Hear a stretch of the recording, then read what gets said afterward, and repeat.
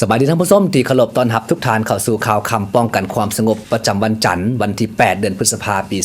2017 กงกับคืน 13 ค่ำเดือน 6 พศ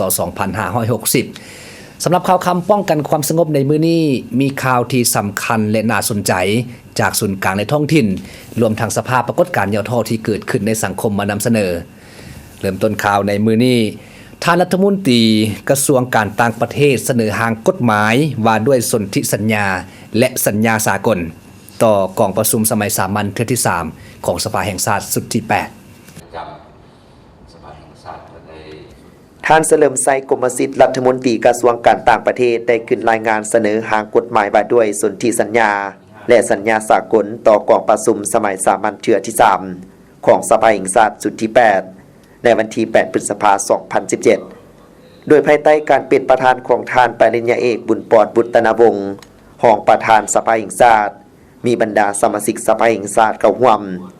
ท่านเฉลิมชัย กมสิทธิ์รัฐมนตรีกระทรวงการต่างประเทศได้ขึ้นเสนอร่างกฎหมายว่าด้วยสนธิสัญญาและสัญญาสากลซึ่งกฎหมายดังกล่าวแม้นมีความจำเป็นและสำคัญหลายในการจัดตั้งปฏิบัติเวียกงานสนธิสัญญาซึ่งผ่านมาการจัดตั้งปฏิบัติเวียกงานสนธิสัญญาแม้นอิงใส่รัฐบัญญัติของประธานประเทศว่าด้วยการสร้างการเข้าร่วมเป็นภาคีและการจัดตั้งปฏิบัติสนธิสัญญาสากลส่วนการจัดตั้งปฏิบัติเวียกงานสัญญาสากลแม้นยังบ่มีนิติกรรมเป็นปนอิงผ่านการจัดตั้งรัฐบัญญัติดังกล่าวเป็นเวลา 8 ปีนับแต่ปี 2009 หาปี 2017 เห็นว่ารัฐบัญญัติดังกล่าวเป็นนิติกรรมต้นตอในการคุ้มครองเวียกงานสร้างและจัดตั้งปฏิบัติสนธิสัญญาของสาธารณรัฐประชาธิปไตยประชาชนลาว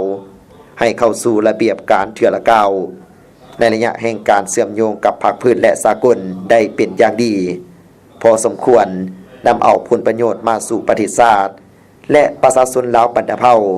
ประกอบส่วนเข้าในภารกิจปกปักรักษาและสร้างสรรค์พัฒนาประเทศชาติมาฮอดปัจจุบันบนพื้นฐานนโยบายการต่างประเทศสันติภาพเอกราช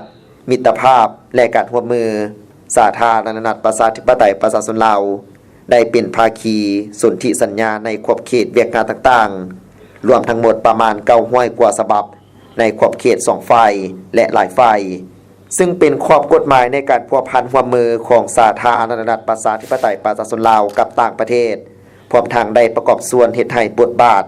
และชื่อเสียงของสาธารณรัฐประชาธิปไตยประชาชนลาวสูงเด่นขึ้นและถูกยอมรับอย่างกว้างขวางในภาคพื้นและสากลเนไซเพิ่มทวีการเป็นเจ้าการในการคุ้มครองรัฐเกี่ยวกับเวียกงานการต่างประเทศด้วยกฎหมายที่มีความศักดิ์สิทธิ์โดยเฉพาะแม่นเวียกงานสนธิสัญญาและสัญญาสากลเนไซสร้างสภาพแวดล้อมภายนอกที่เอื้ออำนวยเชื่อมโยงกับภาคพื้นและสากลขยายการร่วมมือกับต่างประเทศประกอบส่วนอันสำคัญเข้าในภารกิจปกปักรักษาและสร้างสรรค์พัฒนาประเทศชาติกฎหมายว่าด้วยสนธิสัญญาและสากลประกอบมี8ภาค23หมวดและ136มาตราจากนั้นผู้แทนเข้าร่วมในกองประชุมก็ได้ประกอบคำคิดความเห็นเฮ็ดให้ร่างกฎหมายดังกล่าวครบถ้วนสมบูรณ์และพร้อมกันลงคะแนนรับรองเอาด้วยคะแนนเสียงส่วนหลาย